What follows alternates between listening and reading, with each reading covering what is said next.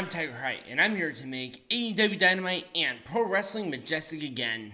Oh my god, what a mess. What an actual mess. This is your opener for the AEW World Champion. Do you remember when this title meant something? Do you remember when this meant something? Like, oh my god, this is the representation of the alternative instead of the Ring of Honor World Tag Team Champions other championship.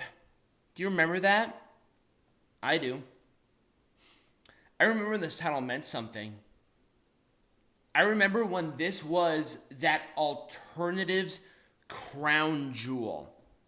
And don't even give me with that WWE World Heavyweight Champion nonsense. That was on a premium live event. That was on a pay-per-view. And you know what happened on Raw? That same champion was the main event. This was a curtain jerker. What did Daniel Garcia do to deserve this opportunity? Was that it? Did he just do a dumbass dance? Was that it?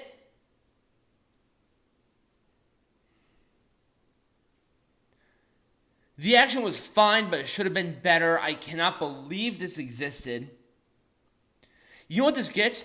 It gets a double thumbs down and a double fuck you. Yeah, here you go, Daniel. We do your little dumbass dance and double fuck you. You know why? Because you suck. MJF deserves better. Deserves better than defending the entire Ring of Honor World Tag Team Championships. Deserves better than being a curtain jerker. And deserves better than defending against you. You suck in every way, shape, and form. Wheeler Garcia is better than you. And let me do that little double dance and a double fuck you. Oh, by the way, MJF won with Salt of the Earth. Thank Christ he tapped out like a pussy. Here we go, Sting and Darby Allin. Here's one of Sting, one of the legends in this business, going against two guys. Those two idiots, they weren't even in Samhain's main show. They were pre-show. And they're facing a legend. A legend.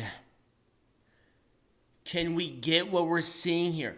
Do you understand the insult to the legend? Darby Allin, I don't give a shit. I don't give a shit about Darby Allin. Legitimately, he's doing tricycle tricks over a whatever sandwich and killing himself. To be honest with you, he's going to be paralyzed before he's 40. I don't give a shit. That's just his own damn fault. But the Outrunners, who have done nothing, it's just like what they did with Daniel Bryan or Bryan Danielson or whatever the fuck his name is. Who cares? How do they do with him? Oh, that's right. Oh, he has an eye injury. He's not going to be back until fucking January. And they have this doing him. It was a nothing, by the way. Scorpion Deathlock, a lazy Scorpion Deathlock in a nothing burger. This gets a thumbs down, and guess what? Little Daniel Garcia double fuck you. Oh my god. Seriously? You know what, I'm actually talking about this before the other match because this was insulting. Samoa Joe Keith Lee for the Ring of Honor World Television Champion. Instead of having Keith Lee win and do something with him, not only did Samoa Joe beat him and beat him decisively, but then he vacated the title. What was the point of him winning the match? Have him lose some bullshit. Have a multi-man and Keith Lee pin the other guy. Oh my god. TNA did that 15 years ago. Same situation. How do you think Samoa Joe lost the X Division champion in 2006? Same situation. He wasn't pinning a multi-man. They not only buried Keith Lee to the depths of the earth, might as well put on his best tarp and dress as a wizard, but then they also buried Ring of Honor because Samoa Joe's like, this shit sucks. Let me go after the real world's champion. What is that, Samoa Joe? What is the real world's champion? Is that being the curtain jerker of the B show who's losing to the developmental of the A show. Is that it? Is that it? Conquista Clutch. At least the match was fun. I'm going to give it an Orange Cassidy thumbs up. But guess what? For Tony Khan, a little Daniel Garcia double fuck you. Because everything else around this was bullshit. Woo! I'm so full of vitriol. Thank God this was a good match. Swerve, Strickland, and Penta El Cerro Miedo. The post-match was good. I liked it. We had some development with some talent. It was a Swerve stomp for the win. It was a fluid, developed, well match, and it was built good. I liked it, and this gets a full thumbs up. I don't have a graphic for this, but who cares? It was the Guns versus the Bollywood Boyz. It was 310 for the Guns to win. It was a nothing burger, and guess what? Guess what? It gets a double Garcia, double fuck you. I hate this shit. I hate a nothing burger with two good teams. It's like, come on, you could have done something. You have the rivalries, the talent, and everything, and yet you do the Guns versus the Bollywood Boyz. Are we fucking joking here? Is this really what we're going to do with this? God damn, this shit pisses me off. It legitimately pisses me off. When we're sitting there wasting good talent, not only sitting in catering, and even some women's matches, unless you consider this Julia Hart match a match that means anything. But what about Hikaru Shida? What about a follow-up with Toni Storm? Did we get any of that? No, of course not. We had Mariah May making her catering debut, and I'll be talking about that later. This sucks. This gets a thumbs down and a Daniel Garcia, fuck you. So anyway, Red Velvet, Julia Hart. It was fine. I actually sort of like this match. I think Red Velvet got some sort of training.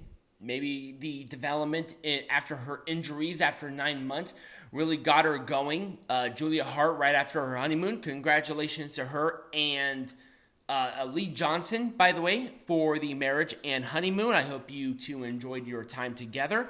And it felt refreshing. It felt like these two actually have some new life within their gimmicks. I think they were sort of burnt out, and I like this development.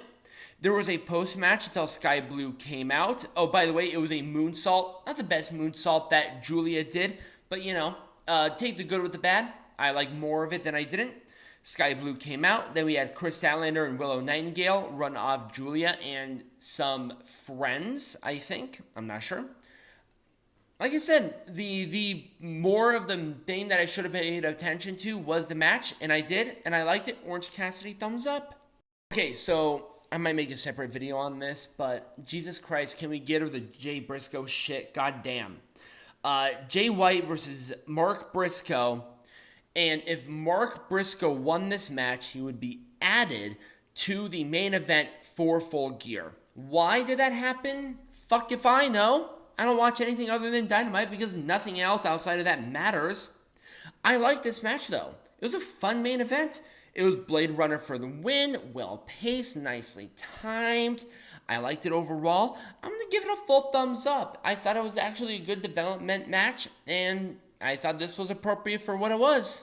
And that was Dynamite. Let me know what you thought about not only my review, but also Dynamite in the comments down below or right over here next to me. Subscribe to the channel, become a patron, and also I'll be releasing some other videos probably before this, but I'm going to record them after. Check them out, and as always, be majestic.